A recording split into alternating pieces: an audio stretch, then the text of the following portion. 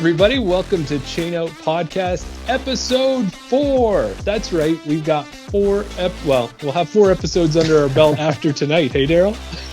I know, yeah. Welcome, everybody. I can't believe it. We're making it to episode 4. Before you know it, we'll be at 10. Oh, that'll be great. I think because it's episode 4, I should probably still introduce myself. I'm Jeremy, and you are? I'm Darryl. There you go. So episode 4, and another big thing for us starting this week is we've actually got 2 of our first episodes 1 and 2, wrapped up. They're up on YouTube. They're available to listen to. Yeah. Starting to grow a bit of social media presence as well. I put another post up on Instagram today. Another big milestone, a big milestone for us. We're only a tiny podcast. We've only just started, but in episode 1 we talked about Parked Pro and their coverage of the Canadian Disc Golf Tour, and they actually follow us on YouTube. So thank you to Parked Pro for following us, and they left a comment. And if you haven't checked out their coverage of the Canadian Disc Golf Tour, go and check them out. I'll put their link in the description. So that was a bit of a nice surprise this week. Well, and I think too, Darryl, like that's one of those things about doing the podcast is there's all these firsts for us. So that's like our first comment, and it's from somebody who, for us in the Canadian disc golf scene, is a pretty big deal, right? Like they're the ones who do the reporting. They're the DGN of the North. So exactly. Yeah. No, it was that was a nice thing to wake up to and see that comment there. So we're spreading our wings. We're getting out there. Our reach is growing far and wide. Well, that's it. And the 2 of us, we're pretty positive guys, but I do know that we're also going to have some firsts we're not going to like. So that first person who doesn't like us and throws a comment, and, you guys suck or something like that, right? So yeah. Don't worry, I won't be bringing that comment forward. Or maybe I will. I embrace the negative as well as the positive. It's all there. I mean, if it's a negative comment, hopefully it's a bit more constructive than you guys suck. But hopefully it's.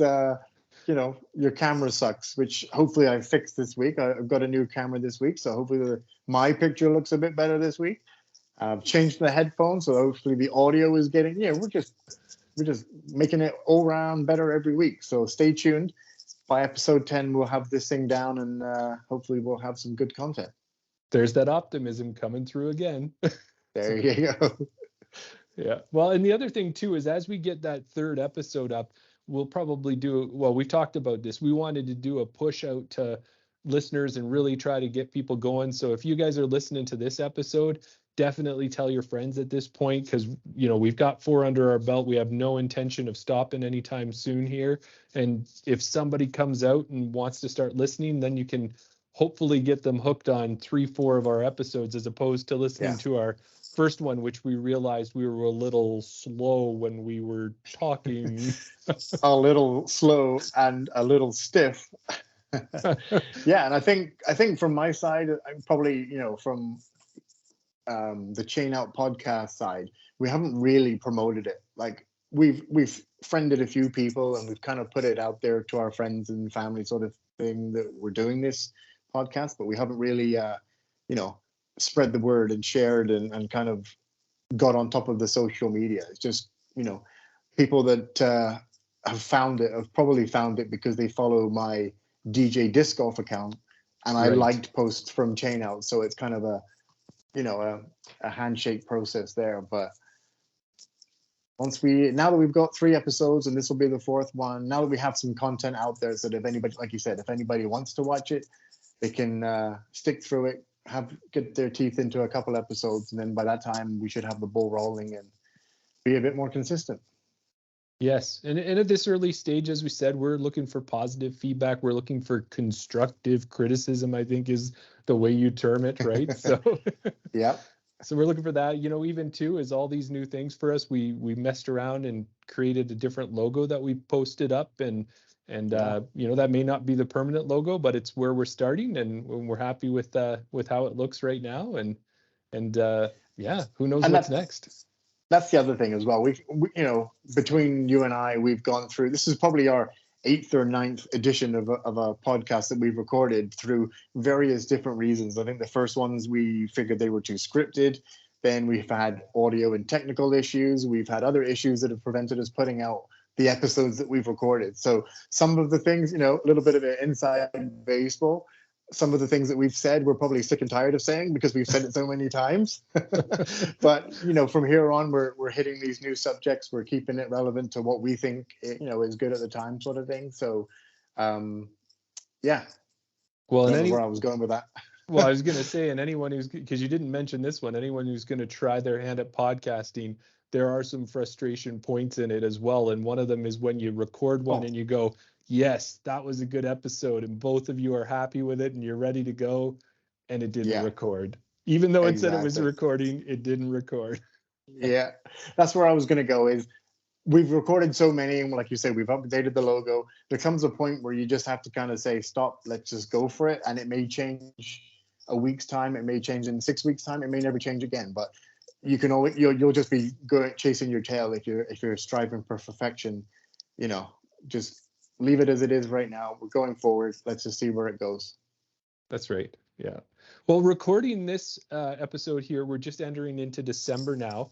And one of the things that came up that was new for both Darryl and I was we were on Facebook and we saw that Jesse over at Trash Panda had put up his call out to anybody who wanted to participate in a used disc exchange. And this was the first time I'd seen it. I don't know if you'd seen it before, Darryl, if you saw it last year or.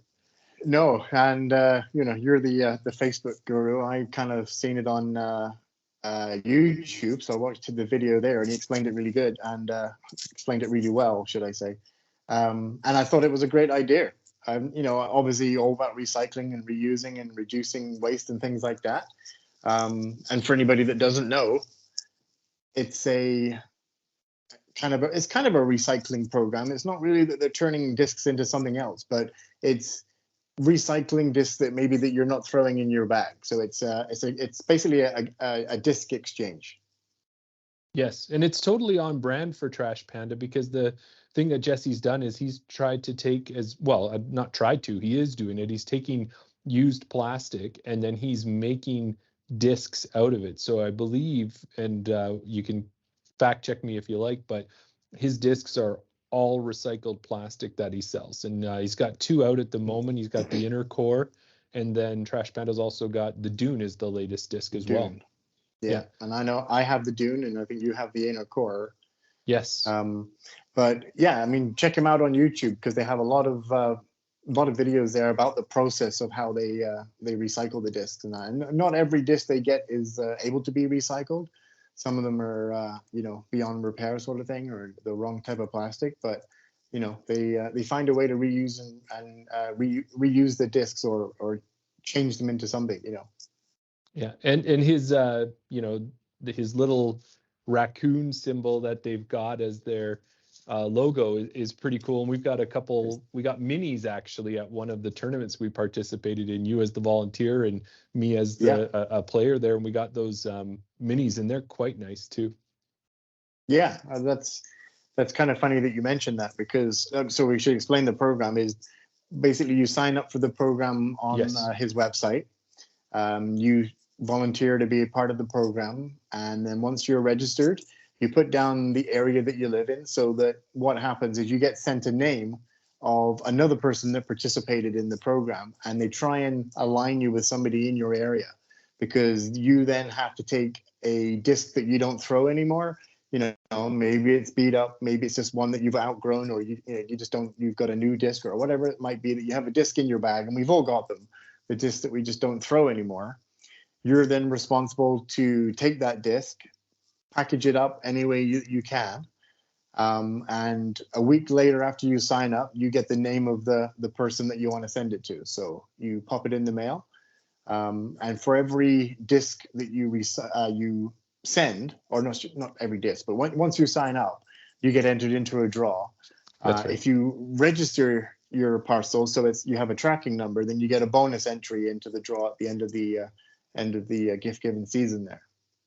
Yes, and to me, what it felt like was a little bit like a Secret Santa. Like, you've got a disc, or if you're like you and I, we've got a number of discs that don't always make it to our bag, but have either been good discs for us, or are good discs that we just don't throw at this time. So a lot of good candidates to put out there. So yeah, when you sign up and you put your name in, you can also put in what you're looking for. You could say, I'm looking for anything, or you could say, I'd really like a overstable fairway driver, whatever it is that you want. And then that information got sent. So we signed up, we gave that information. And then as Darryl said, we got information from somebody else. So the person I got happened to be out in Saskatchewan, so one province over from where I am. And then the disc that I did get was from someone over in British Columbia that came over this way. And now Jesse encouraged everybody to send one disc, but this is where I got a little bit of thoughts and stuff. And I don't know. I don't think I'm an anxious person, Darryl. I don't think I got a lot of anxiety or those things. But what I started to see was some people were shipping right away. Like there was kind of that, you said, 1 week deadline that they said, let's try to get them shipped out so that they make sure they get there for Christmas, all of that type of stuff. And then I started to see people post on Facebook pictures of what they were sending. And it wasn't just one disc. They were sending like packs of 4 discs, 5 discs, all of these things. And I go, oh man, this is my first time participating. I hope I didn't do the wrong thing by sending a disc. I did put together a little bit of a package, but ultimately there was one disc in my package, plus some little stickers and goodies and that kind of thing.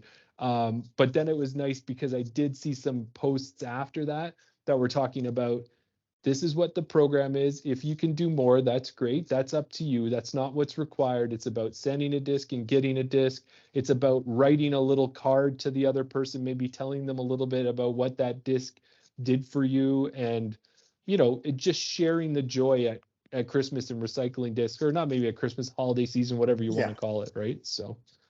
Yeah. I think I share in the comments on the videos, they were mostly positive, but there were a few in there, and Jesse encourages people not to be a Scrooge, as he puts it. Don't get Scrooged, where you're required to send a disc of a certain type, so you have to send a premium disc. They don't want you sending, throw something that you want, that somebody else would want to throw. You're not sending a dog toy. You're not sending a beat up disc that you pulled out of the lake and it's chipped and it's not worth anything to anybody. So you're expected to be a good person and send a disc that maybe it's not in your bag because you don't throw it, but somebody else can get some use out of it and throw it as well. And so I was a little bit skeptical to start with. I was thinking, you know what? How many times do you try and be a good person and then you kind of get Scrooged yourself, right? So there was that little bit, with it being our first year doing it, it was a little bit of this, will I get one disc? Will I get a base plastic DX putter that I don't, never going to throw, or whatever the case might be, right? So I was a little bit skeptical. Unfortunately for me, it happened, if you've watched last week's episode, you know that I was getting over COVID. So the gift giving time, or the window of opportunity for me to send, was right when I had to quarantine at home.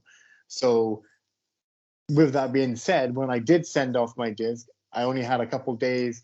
I wasn't feeling the greatest, but I knew I had to do it because I didn't want to let the whole system down, sort of thing. I didn't want the person on the other end thinking, where's my disc? Did I get Scrooged? I didn't get anything.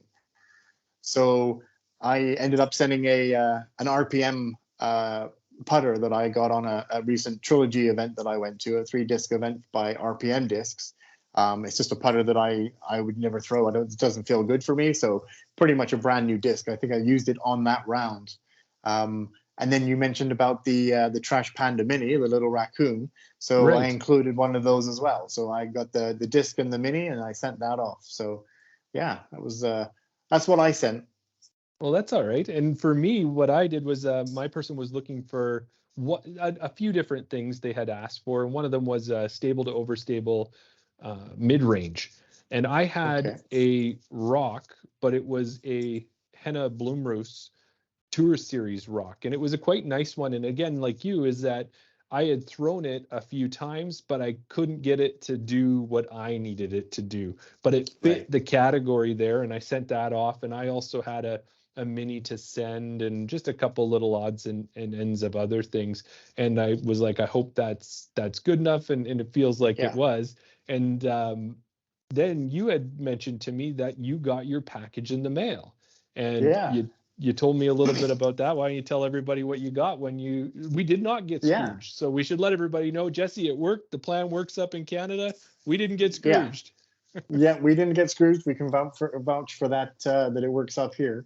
Yeah, so I won't give his full name, but my fellow disc golfer, as he puts in his little letter, like he did include a little letter in his in package, which after I sent my discs, I realized that I didn't send a letter explaining where the disc had come from or the background behind the disc. Like you said, you're encouraged to do that just to give some sort of background on the disc. But what he ended up sending me, and as I opened it up, I read his letter. The first disc, so I'm giving a bit of a clue, is that I got 2 discs. Right. The first one, so I asked for a mid-range or a putter, or a mid-range or a fairway. Like I didn't care understable, overstable. I didn't want a high-speed driver, and I'm pretty set on my Bergs for my putters. So the first one he sent to me was a MVP uplink, which is a understable, mid-range. I do have an uplink. He mentioned in his letter that this is the uplink understable mid-range, which helped me with my forehand lines until I learned to throw forehand. So, I never thought about throwing the uplink on a forehand. I have a uplink right now, which is understable. I have an A5, A3. A3. Help me out, Jeremy. A3. Yeah. I always get those mixed up. A3 that we got from the Edmonton Open, which is overstable. So I kind of have the 2 shot shapes just on my backhand. But I thought, that was nice to get an uplink. And I'm looking at it there. He says that it helped him practice his forehand throws. But looking at the disc, there's a couple of scuff marks on it.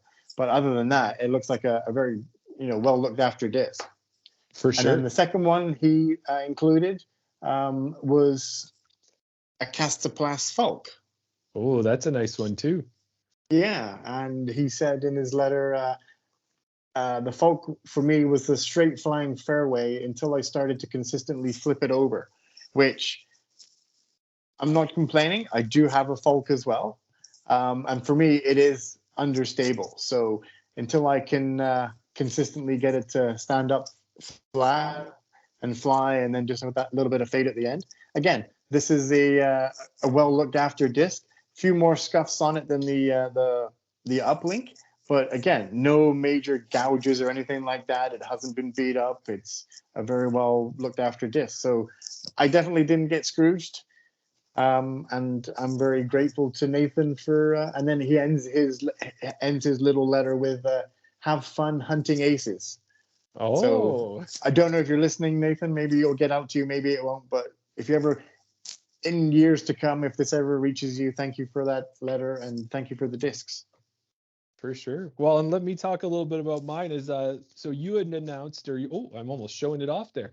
You had told me that you had gotten yours, and then the first thing I wanted to do is rush to the mailbox, right? I haven't wanted to rush to my mailbox to check for something in a long time, because it's, if it's anything, it's bills or junk mail most of the time. So I went, and the same day you got yours, mine came in the mail as well. So Ethan from BC sent me a disc. I had asked for a mid-range or a fairway overstable. That was kind of stable to overstable was what I was looking for.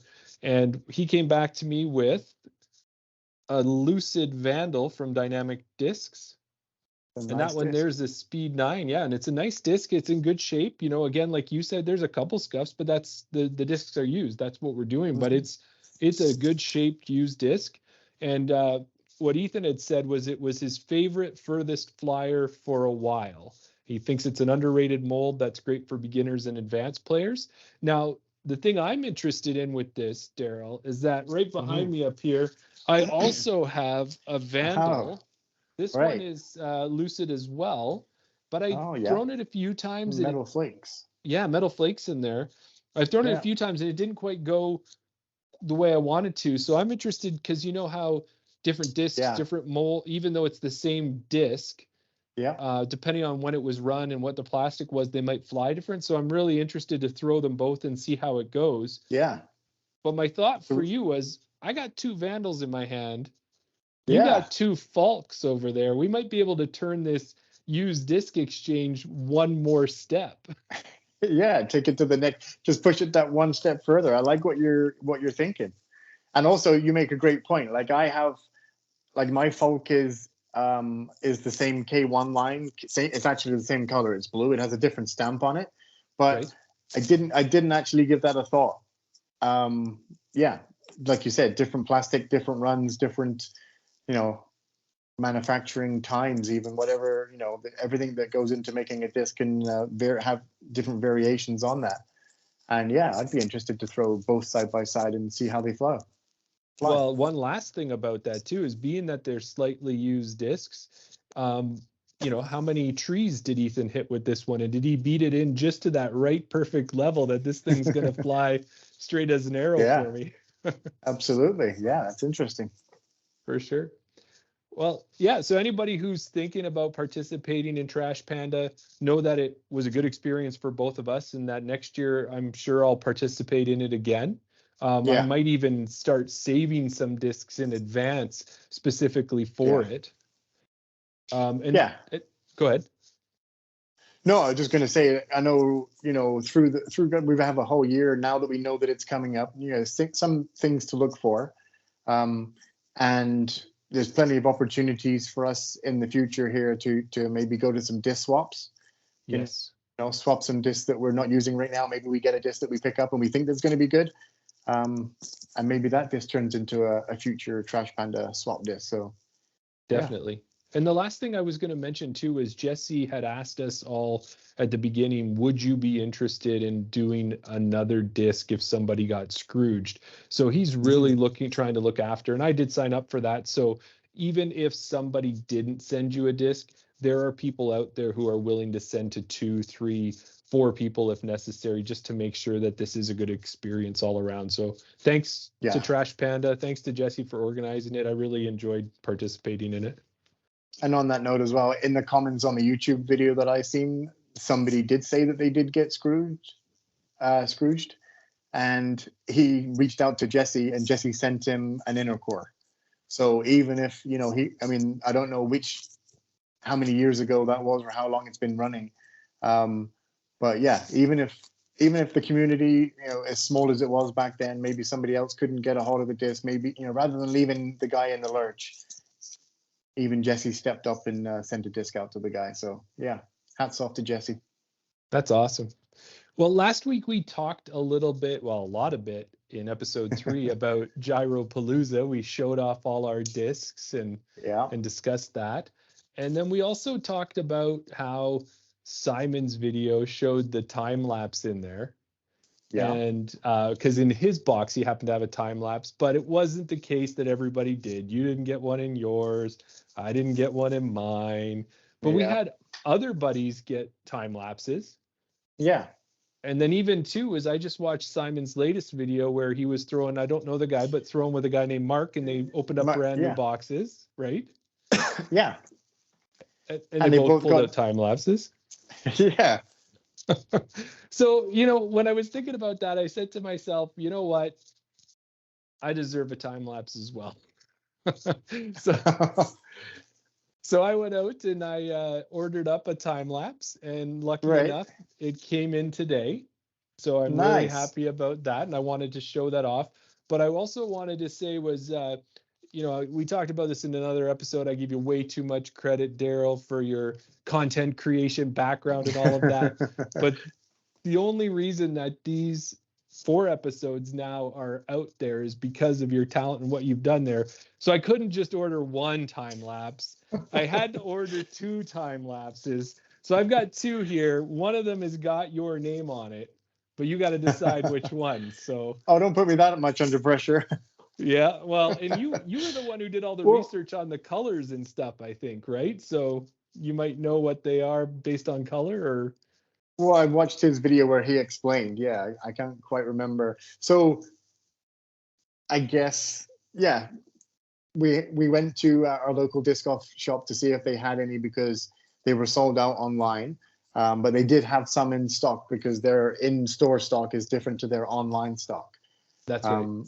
And then I seen them there, and I thought, should I get one? Should I get one? I resisted because I figured that they might be too fast for me to throw. So I kind of forgot about them for a while. So I don't know which ones are overstable or understable, but Well, you'll be able to find out if it's too fast to throw. You can choose from this nice looking one, a nice little bit of a aqua blue, yeah, turquoise and blue.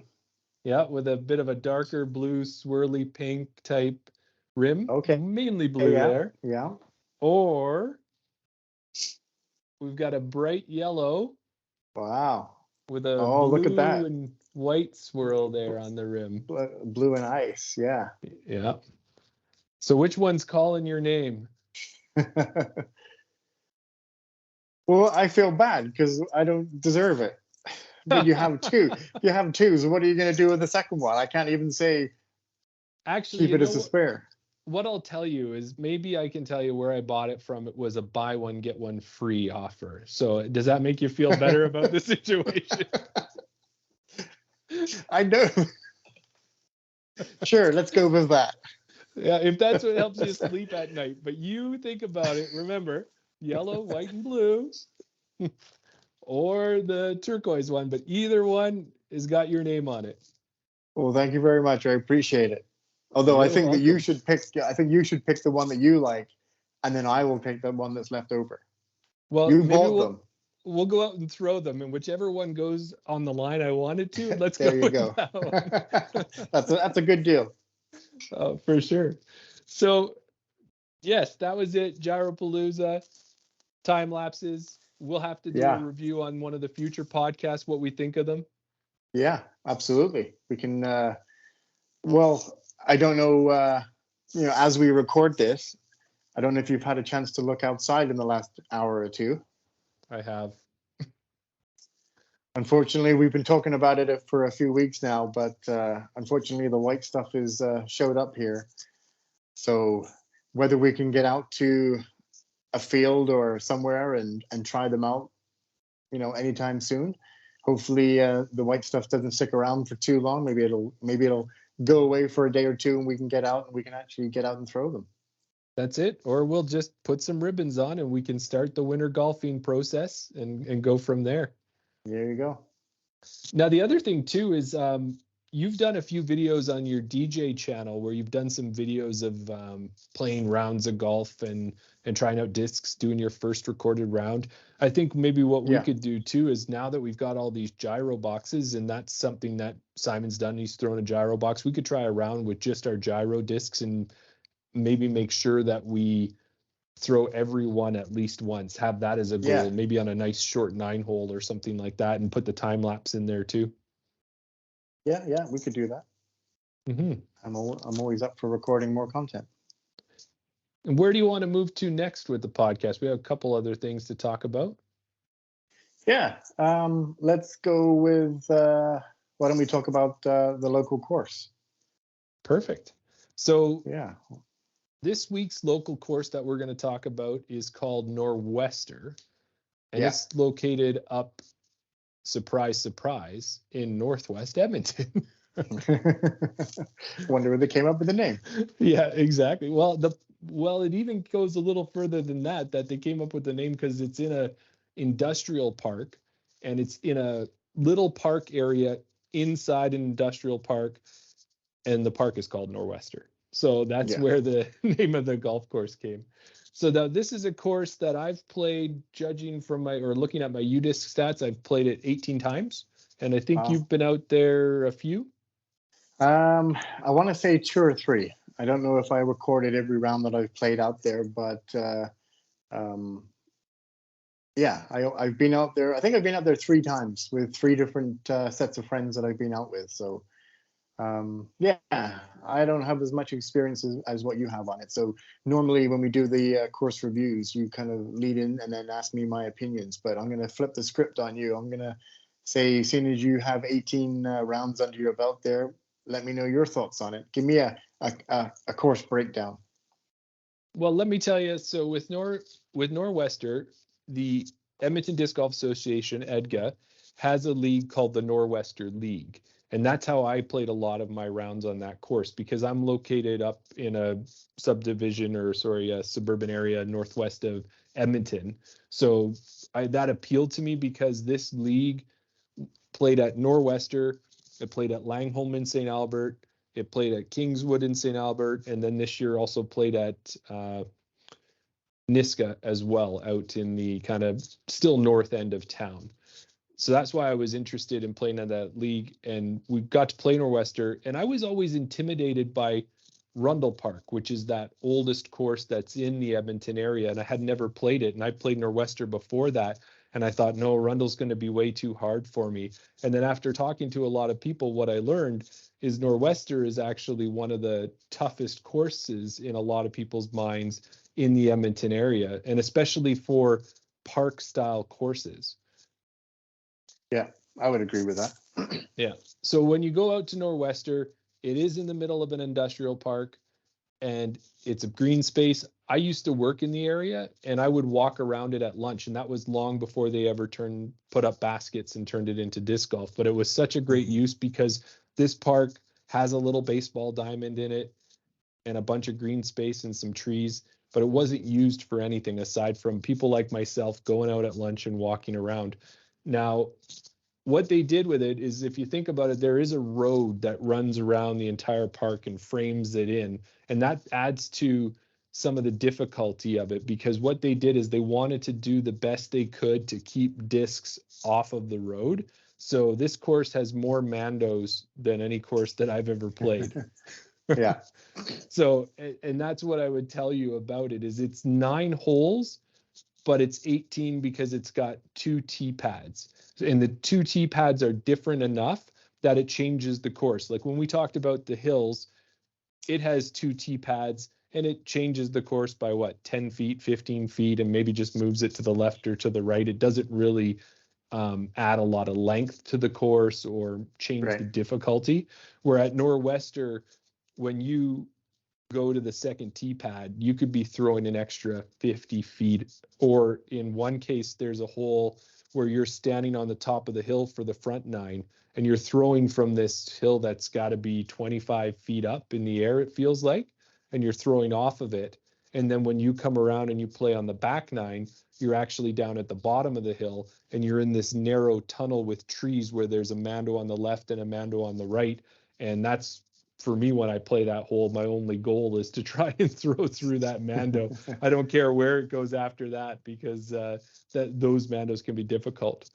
But so that's kind of with Norwester, that's what you're going to find. You're going to go out there. It's in a park. It's got some tight lines that you've got to hit. Now, I don't mean tight by there's wood on both sides, just tight that you've got to make this Mando. If you end up on the road, you're automatic OB. You got to pull it back from where you went out, take your stroke, and continue to play. As well, this course, it has all of the all the baskets, maybe not all of them, but many of them are on berms. So they're on these berms that, if always the way you're going to approach them too, is that if you throw and you hit the basket and that thing drops down, your disc drops and it doesn't land flat, it's rolling. And I've had a couple discs where I've thrown it, hit the basket, and it's rolled back further than I started and my next putt. So there is a lot of difficulties that come out of it that way too. Yeah. I don't agree with all your comments. There's a couple of things that I would like to say. When you mentioned that there's dual tee pads, there is dual teeing areas. We should specify that they're not pads. That's right. They are dirt. I don't even remember. I think there is little square concrete markers in the ground. That's right. The times that I've played it, and it's funny that you mentioned about, let me think, 1, 2, 3, 4, 5, so 7. Yes. Where you're playing on top of the hill. I've never played. When I looked on UDisc and when I'm looking on the ground, for me it was hard to find where the alternate layout was.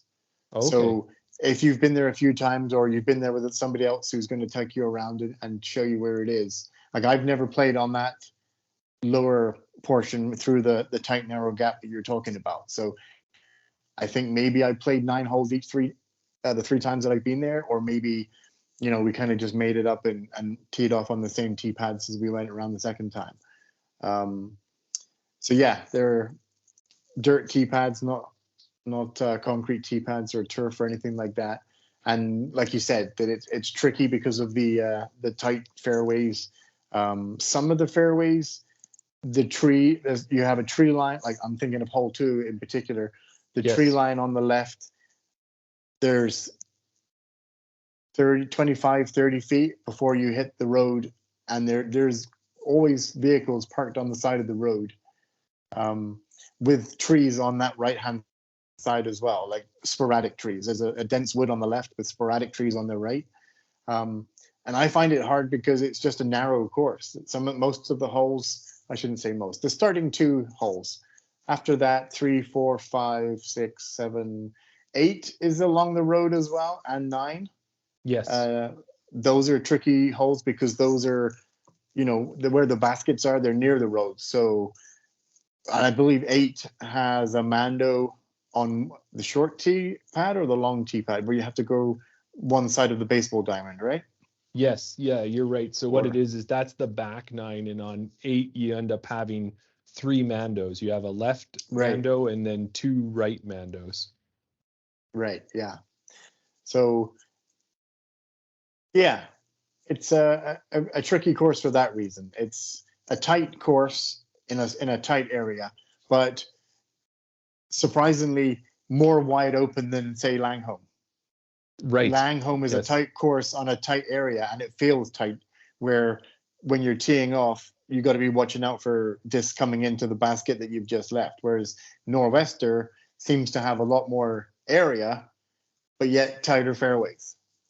Yes, and also too, as you mentioned there, with the trees, there's 2 specific areas that are very tightly wooded. And as you said, on hole 2, when you tee off there, if you're throwing a backhand throw and you put too much hyzer on it, you're going to end up in those trees, and then you're pretty much in jail. It's really difficult to throw out of them. In the fall or in the spring before the leaves have grown there, it's a little bit easier. But once the leaves are on the trees, you're in there, it's tough to find. There's a lot of growth underground or on the ground that's going to hide your disc, and it's going to be difficult. And then also too at this course, and it sounds like maybe we're not talking so highly of it, but there are just a lot of things that you need to know if you're going to go out to Norwester and play. So there are no signs.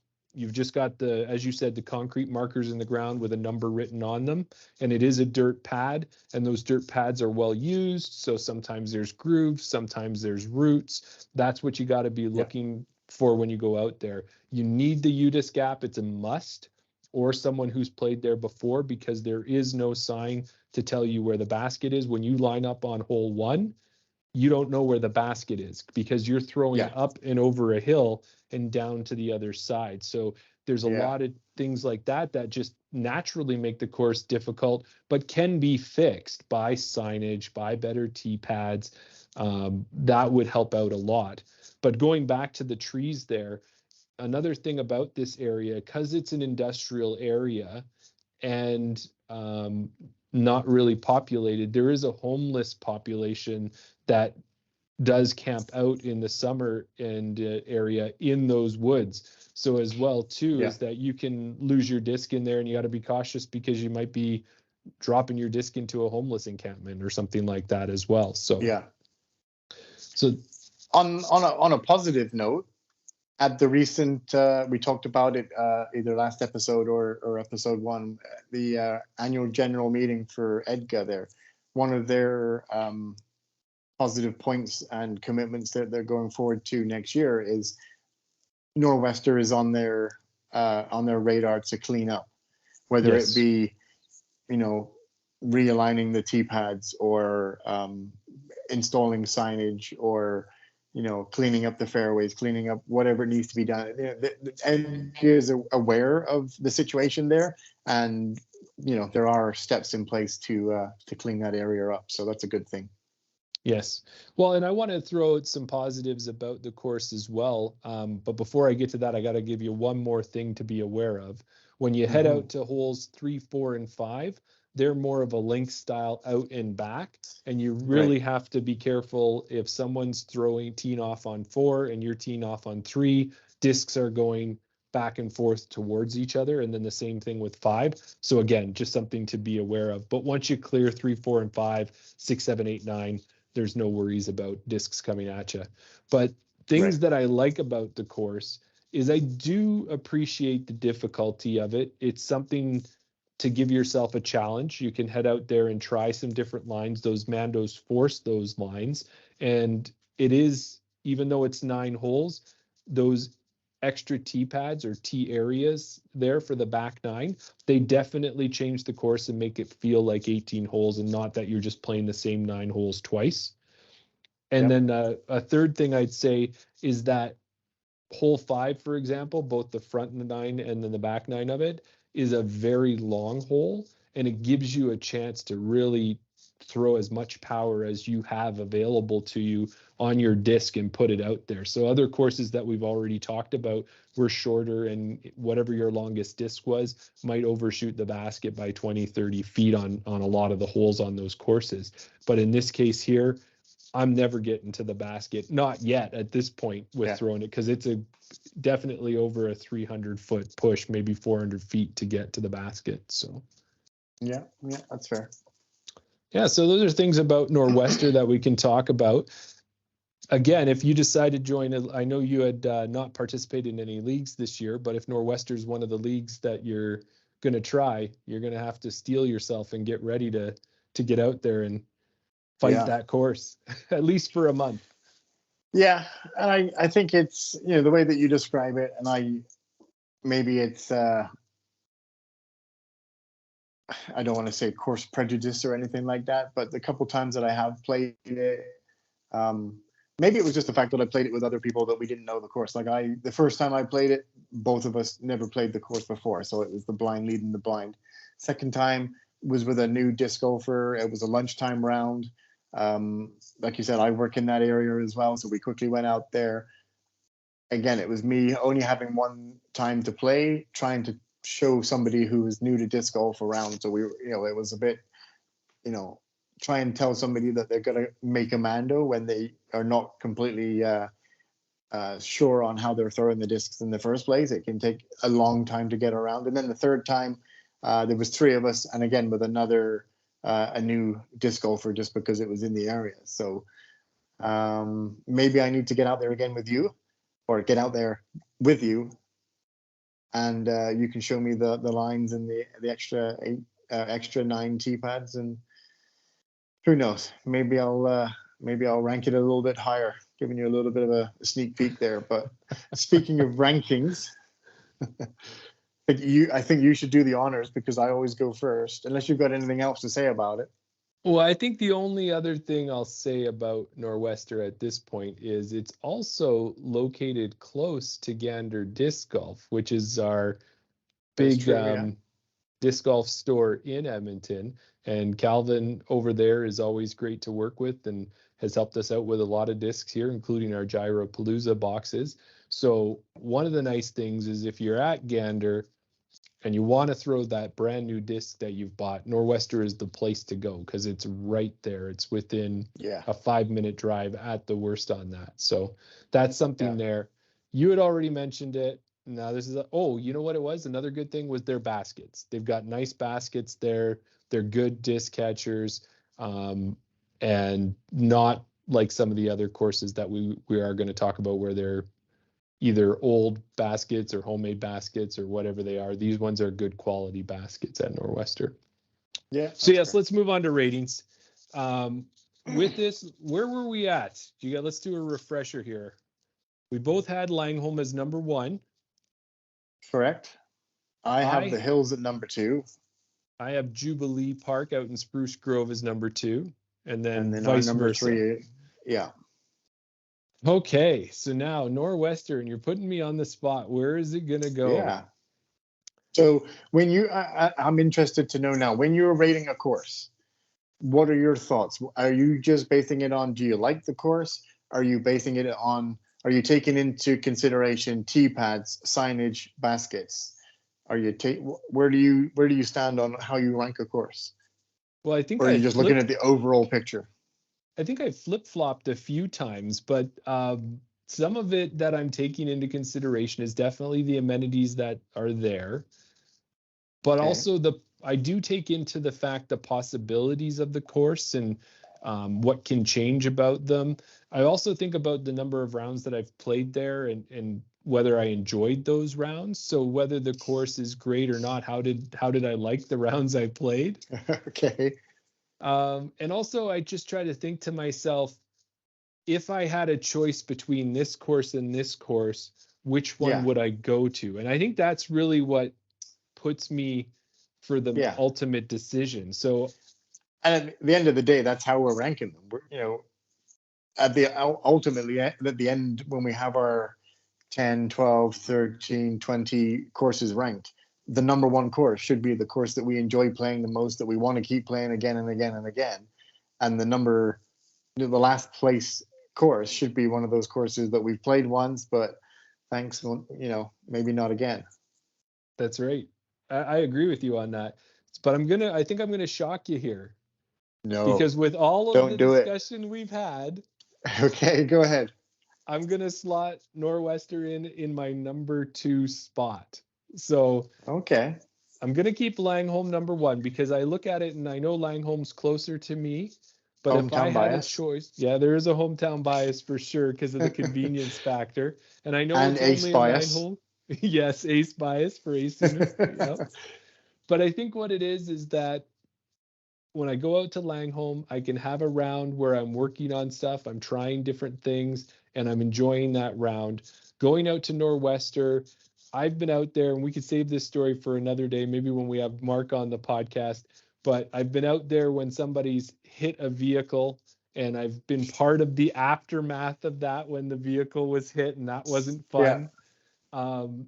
Searching for discs in the woods, not always a fun thing. That's part of disc golf, but I'm willing to do that, but I don't want to do that every round I go out there.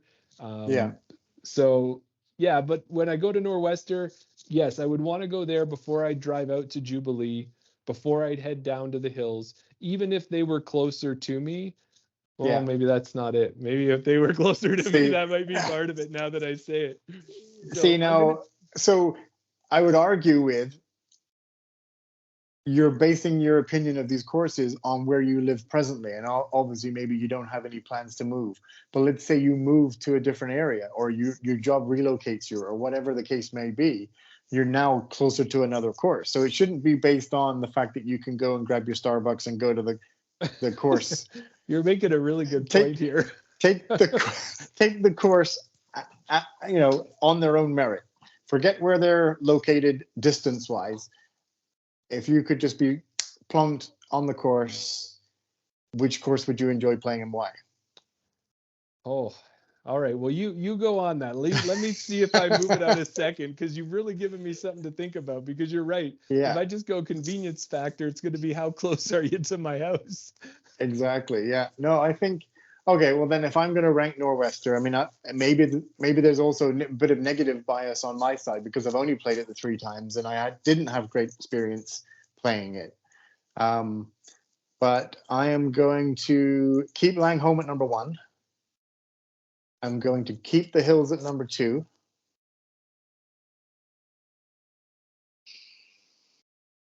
Personally, for me, I'm going to keep Jubilee at 3, and I'm going to put Norwester at number 4.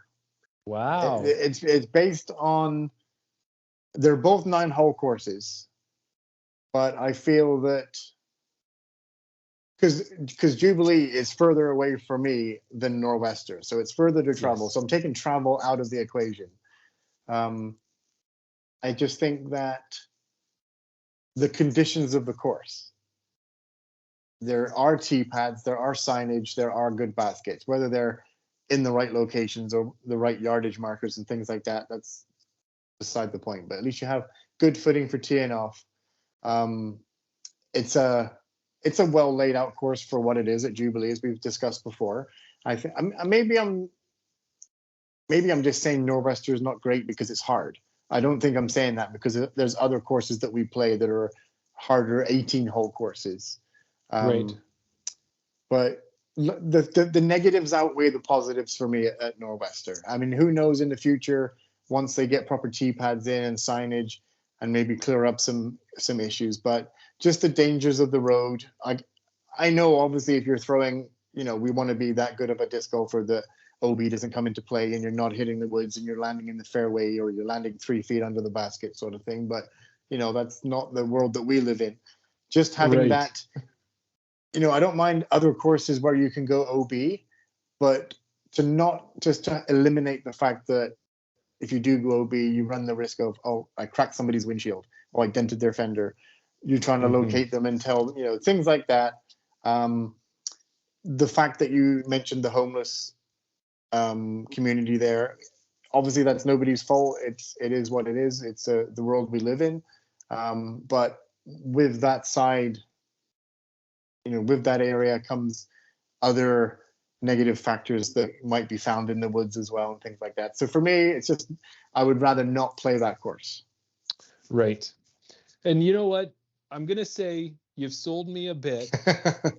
I'm going to take the location out of it.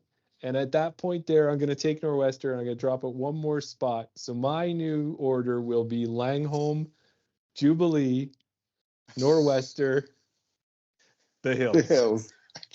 Now, I will give you one reason, because I know you've got your home course, the Hills. You've got a spot close to your heart there for it. But for me, I think what the difference is that if I have an errant shot at Norwester, I'm going to hit a car. A car is pretty strong.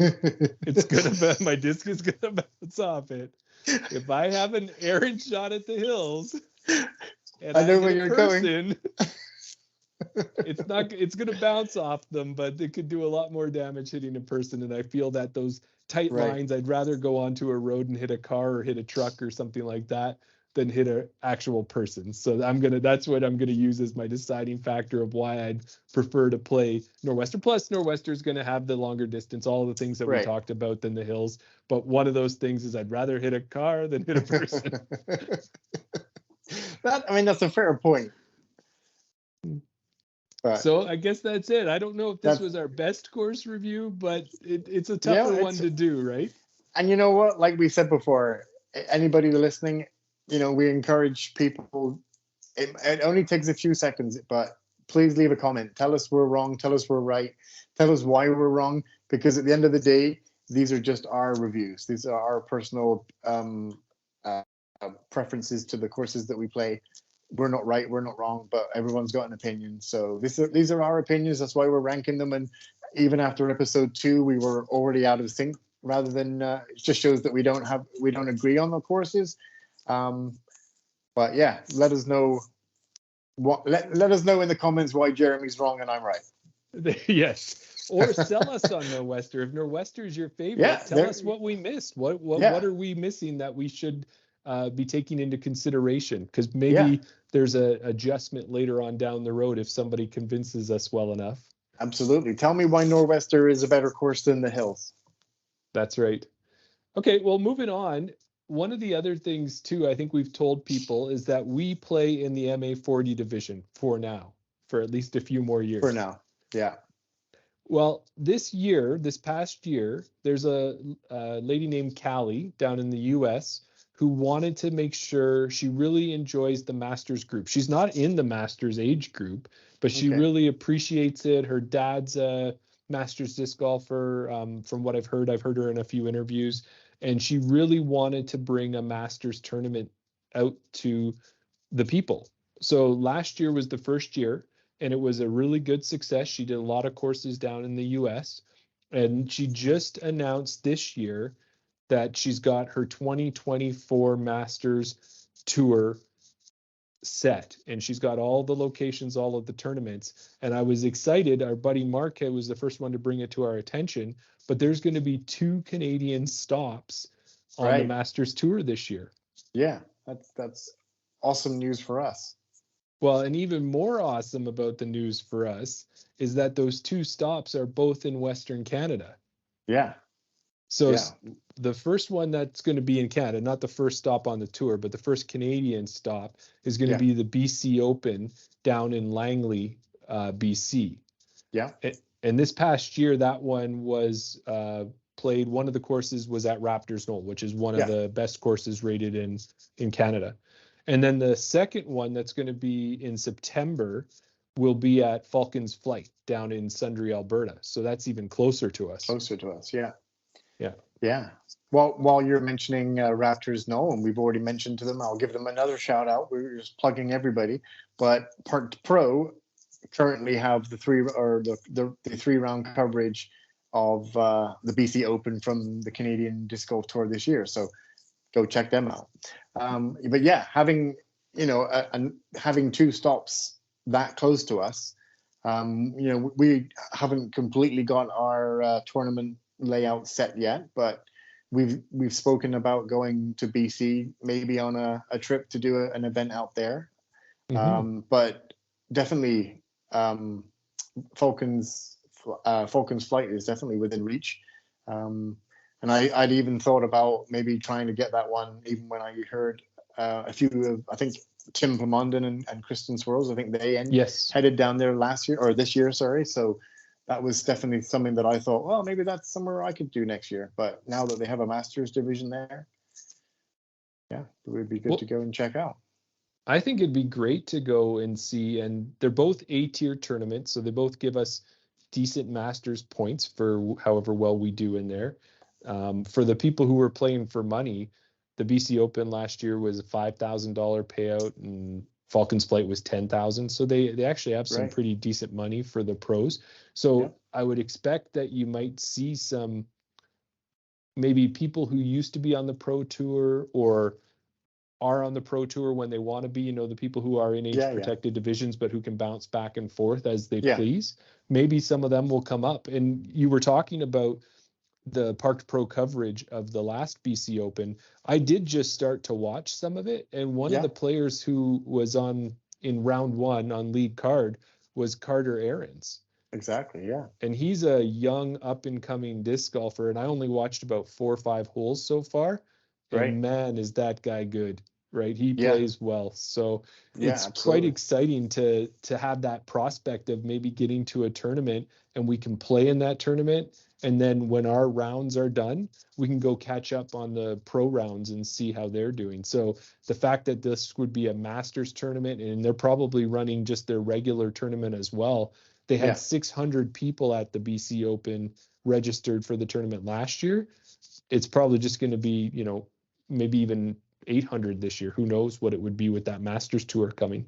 Yeah. It'd be interesting to see which events on the Pro Tour are bookending these tournaments, just to see what the chances of, maybe not a well-known Pro Tour player, you're not going to get the big names coming up, but like Carter Aarons, like, one of the guys that are just, playing it for more experience or, just for whatever reason they want to come up and play it. It's good for us to go and see some good quality pros play up here in Canada. Well, that's it. And even, our Canadian pros too, like Max Virginic, Casey Hannemeyer, Thomas Gilbert, see them there. Maybe Chantal Badinsky, who knows, right? Yeah, Noah Higgins, everybody, But definitely that's now, I was thinking about it, but Langley is a 14-hour drive for us. It's only an hour and a half flight, but 13, 14 maybe in that area drive. I guess it depends how fast you drive and how good the roads are. That's true, yeah. Hopefully you get it straight through. Yeah, it is a bit of a ways out there, but it's something that definitely is now more on my list to go check out, being that it's part of there. Because if we ever really want to develop ourselves and get to a point where we're competing in MP50 one day, this will give you a good chance of what we got to do to try and get there. Yeah. No, I'm with you. It's definitely more, like you said, more on my radar now. Cool. Well, moving along, you were telling me to get a couple things prepared for a segment you've got planned. Yeah, just to kind of take things a little bit more of a lighthearted approach here. We always have hot takes on things, and we have good discussions on different aspects of Canadian Pro Tour or the Pro Tour down in the States. But inspired by some of the quizzes that our fellow podcasters Grip Locked. They always kind of have a little in the bag segment at the end of their podcast there. And I just thought an idea came to me. I don't know if they've already done it or something similar, but it just came to me, and I kind of mentioned it to you. Just kind of come up with some things of what would it be like if celebrities were disc golfers. And obviously, we're not just talking, okay, well, we're going to get this guy because he can throw, or Bert Kreischer, he shows his interest in disc golfing. But I'll give you an example of what I meant. And obviously, I sent this to you before, but let's just say the pro wrestler, The Rock. What if he was really Dwayne The Rock 3 Johnson? Gotcha. Yep.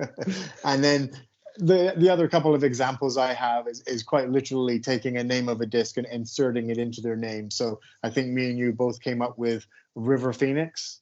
Yes. And then I also came up with Dog the Bounty Hunter. Right. So using the disc names and trying to put them into celebrities' names to try and come up with a new a disc golf pro. Well, when I watched it on Grip Locked, when they do it, they kind of go back and forth, and they put a list together, and then they get their listeners to vote on who's got the better list. Is that what you're thinking? Oh, we can do that. I don't want to start taking ideas and copying things that they've done. I mean, obviously, if it worked for them, and we're not trying to compete with them or anything like that. But if we can do it once, and if we get enough, people participating and voting or introducing their own lists, then sure, we can carry on, and we'll come up with some other idea. It was just maybe it'll just be a one-time deal. I don't know. Well, I'd like to think this from it, Darryl's. When you put out good things, what do they say? Is imitation is the best form of flattery. There you go. So yeah. I think what we're doing is we're taking something that they may have thought of, but we're putting our own spin on it, and hopefully something they haven't thought of yet. And there you go. Yeah, enjoying it. So go. Okay. So how are we going to start this? So I know I said to you, come up with 5, and then we'll give our top 5 list. But I think taking off, I had maybe 10 or 15. Holy crow! So, I've got a few that I've got in the bag. Like I know that I've got one that it's got two names for one. So I'll leave that one to last. That'll be my number 1 pick. But okay.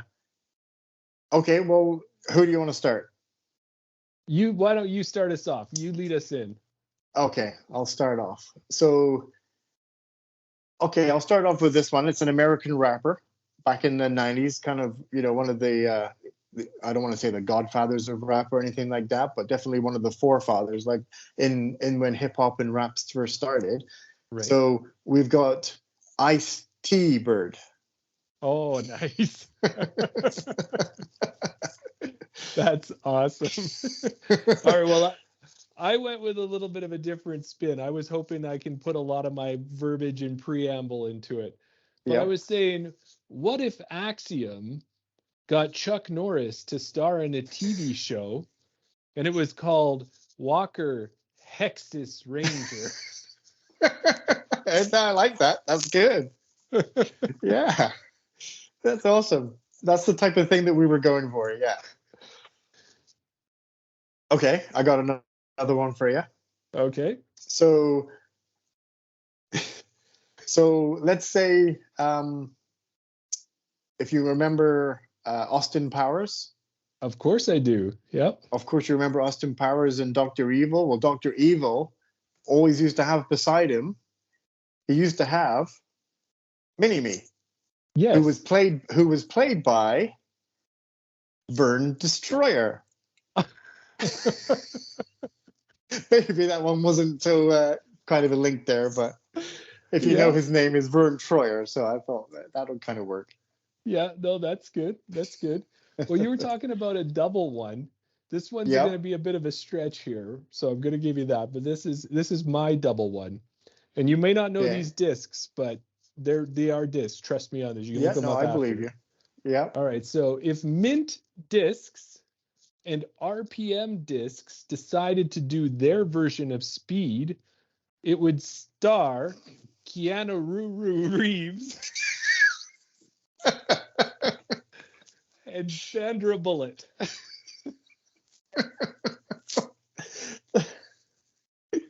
Well, that's a double whammy. That's good.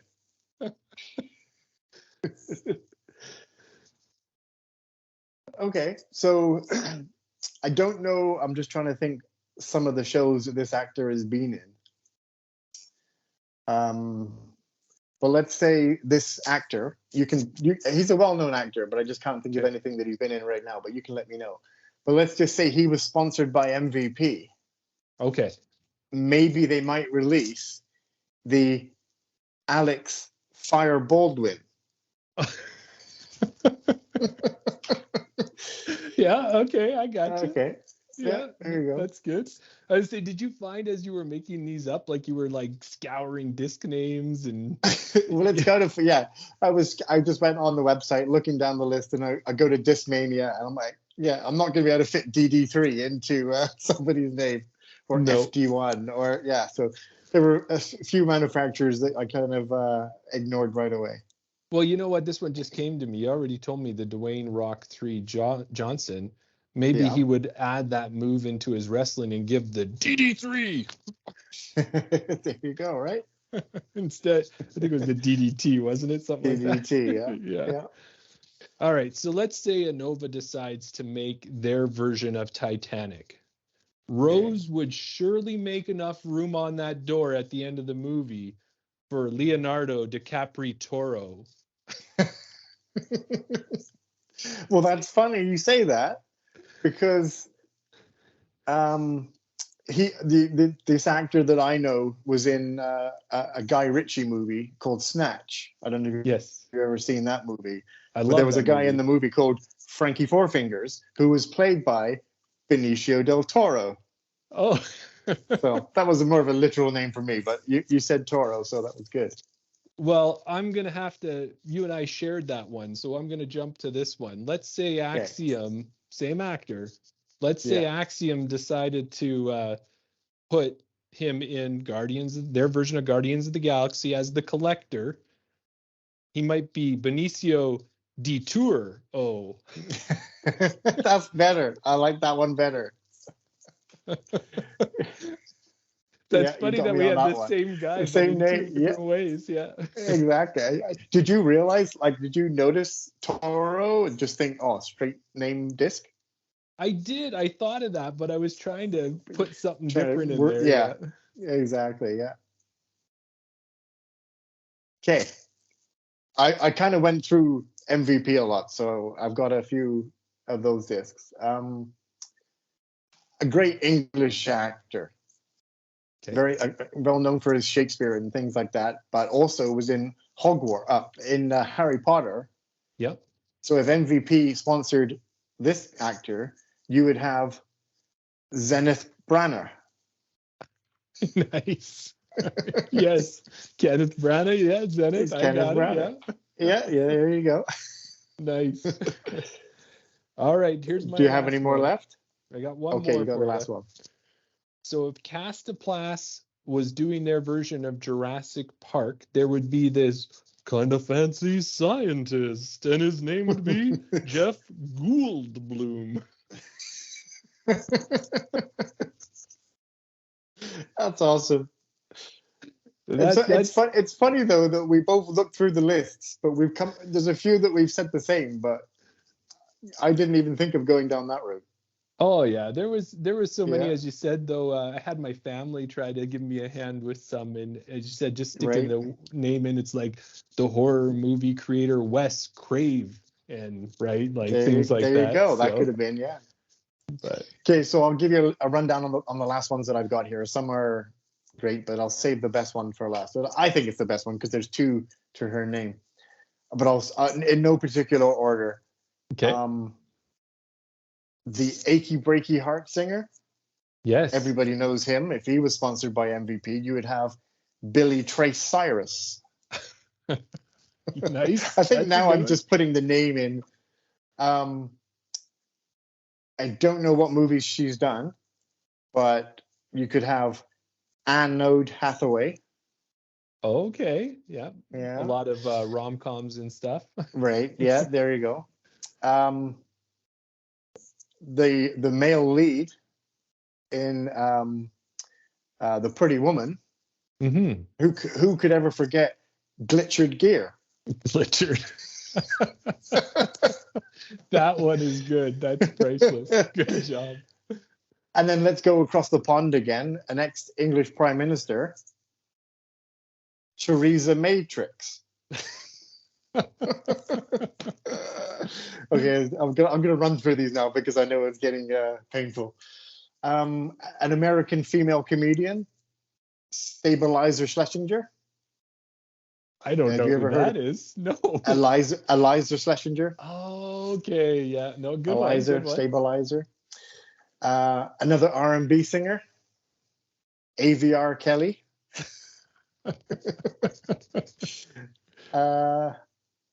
And then a kind of a drop-in name. I think she was in La La Land. I think Emma Keystone. Oh, that's a good one. No, that one, that's Keystone not in as there. much a drop in. That was a good one. Good, well Right. crafted, well played. The one where, again, like River Phoenix, I didn't mention, but an English boxer, Tyson Fury. Right. Fury Yeah. by, yeah. And then the last one, where I came up with two for her name. So she was in Ally McBeal. Okay. So you've heard of Ballista Flockhart. Oh, yes. I know where you're going. Go for it. Do it. Yeah. I got part of it. Ballista Flockhart. Yeah. And then also, if she was sponsored by MVP, you would have Catalysta Flockhart. Oh, nice work. That Ballista Flockhart, as soon as you went, I'm like, that's perfect. But, yeah. That was fun, There man. That was a good one. Yeah, but it's something to end on, a bit lighthearted, bit of fun that we can have at the end. There, maybe we'll see if I can think of something that we can come up with next week. Yeah, for sure. And if anybody's got a good combination, put it in the comments and see if you like ours, let us know. Which one did you like the best? What was the one that made you laugh or put a smile on your face or made you groan? Whoa. Exactly. Yeah.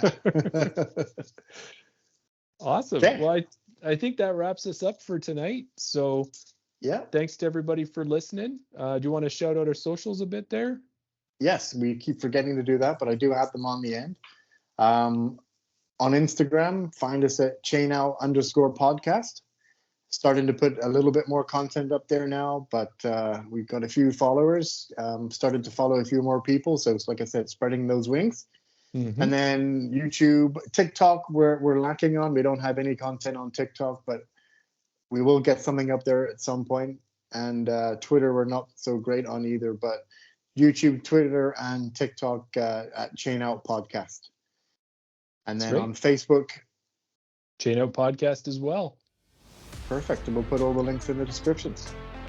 So with that brings us to the end. And good episode, Jeremy. Yeah, good episode, Darryl. I've started this. I'm not going to stop it. So till next time, Chain Out.